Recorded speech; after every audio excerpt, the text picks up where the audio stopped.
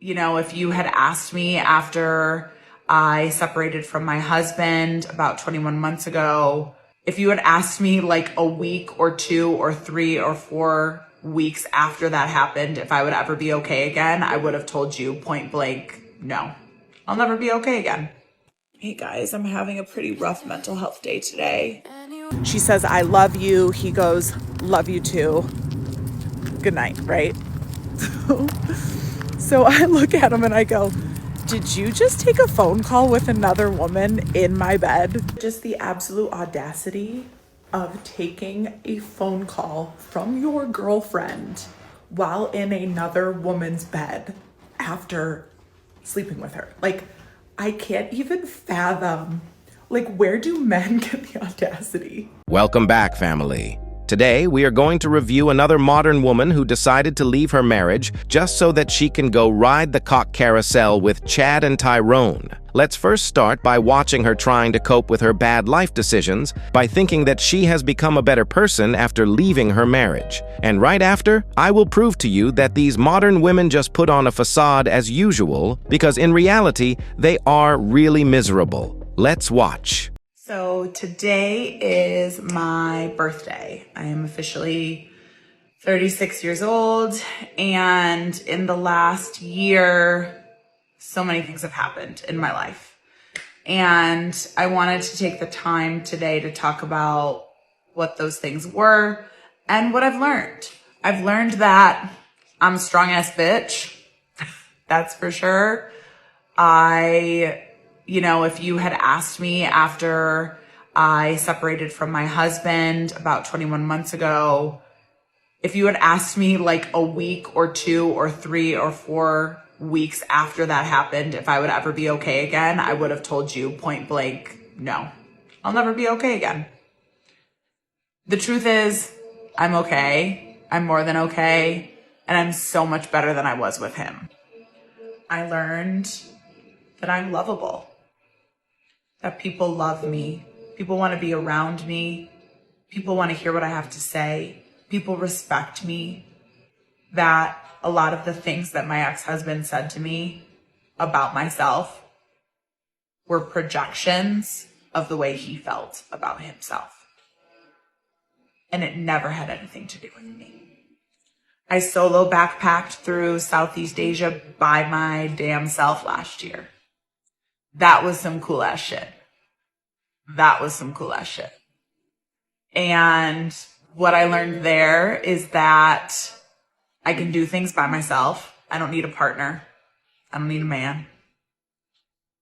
I learned that I became someone else for someone for a very long time.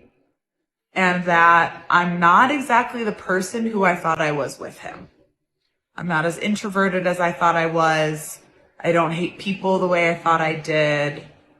I wasn't scared of the world like I thought I was. I learned that I can get in a surfing accident across the world by myself, almost drown, end up with multiple lacerations to my face, and I still don't need a fucking man. I learned that I can fall in love again. I learned that the length of time you know someone for doesn't mean a fucking thing. I had friends that I'd known since I was born who never reached out once after my separation. And then I had friends that I had known for months who were my absolute ride or dies last year. Time doesn't mean a fucking thing. I learned that my separation and my divorce and what I went through with my abusive ex has made me a better person. Unequivocally, it has made me a better person.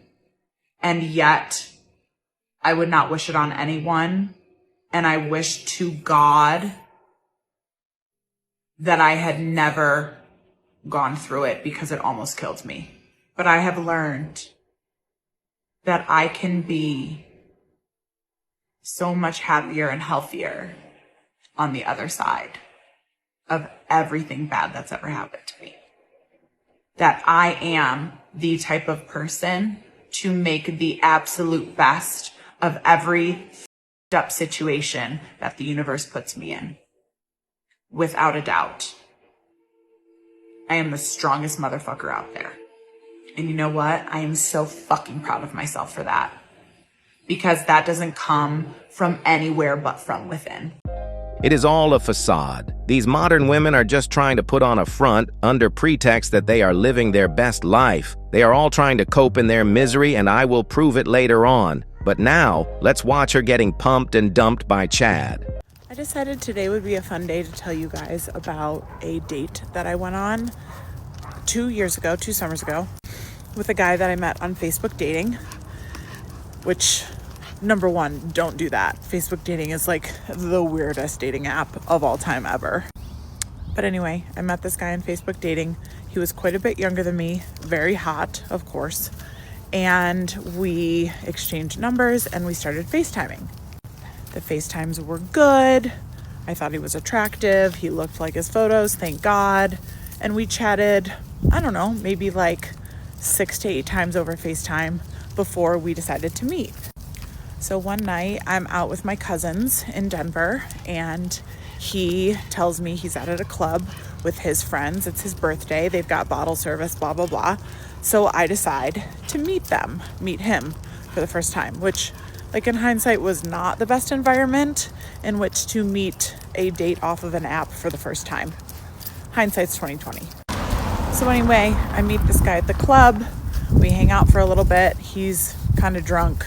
We end up going home together. He comes over to my house because I'm sober and driving. And the next day he's going to a water park near my house, which that'll just tell you that he was maybe a little bit too young for me. Anyway, he comes over. We get ready for bed. We go to bed and we hook up. And then at some point after that, I get up and I get like a glass of water or something. So I'm not in my bedroom at that moment. I walk back into my bedroom and this man is on the phone. It's like 3 o'clock in the morning, probably. And he has the phone up to his ear and very clearly is like trying to turn the volume down, but I can very obviously hear that it's a girl on the other line. And he's kind of giving her like one-word answers, but he's like fully on the phone with her. You know, it's not like he like hung up as soon as I walked in the room. He is on a phone call with this woman. So a couple minutes later, he ends the phone call. I hear her say, "Happy birthday," or something of that nature. He says, "Thank you." She says, "I love you." He goes, "Love you too. Good night," right? So I look at him and I go, "Did you just take a phone call with another woman in my bed after we hooked up?" And he's like, "Oh yeah, but it's not what you think. She's just a homie from home. She's like a really close friend. She's like my sister. She's just calling because it was my birthday, blah, blah, blah." I'm like, I'm not an idiot, right? And, you know, the next day we wake up, I drop him off at the fucking water park and I go on with my life. Well, about 2 weeks later, I get a follow request on Instagram from a really pretty girl. The only person we have in common is this guy. Like, she doesn't even live here. She lives in his hometown. You can like see it on her bio or whatever. And it literally says, you know, followed by blah, blah, blah, this guy. And of course I don't accept it. But how much you want to bet that was his girlfriend? And she found out about me somehow. But just the absolute audacity of taking a phone call from your girlfriend while in another woman's bed after sleeping with her. Like, I can't even fathom, like, where do men get the audacity? When you choose the streets instead of being a wife, you will definitely be treated accordingly. Now, I will show you that 2 years after her divorce, she's still miserable, and most modern women are just unhappy people because they let their emotions get the best of them most of the time. And the worst part is that they take permanent decisions based on their temporary feelings. Let's watch.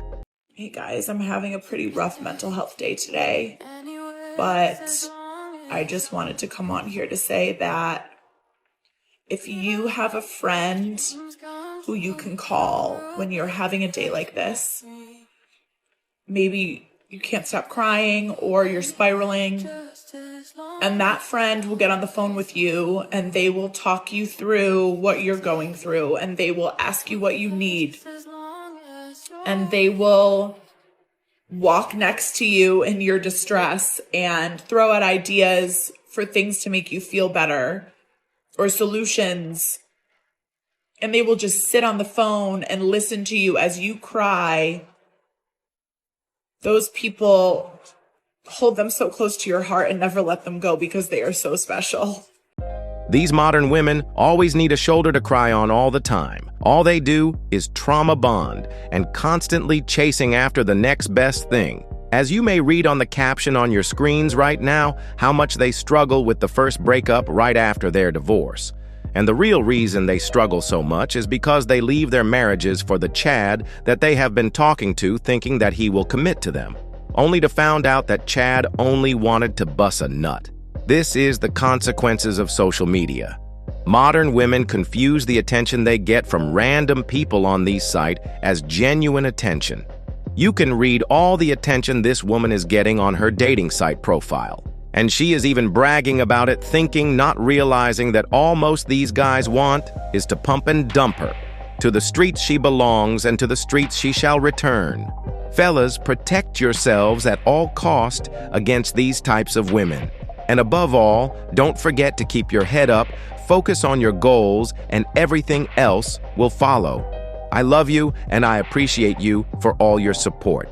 Please feel free to like, subscribe, comment, and share to help push this content to more men in need. I'm out. Peace.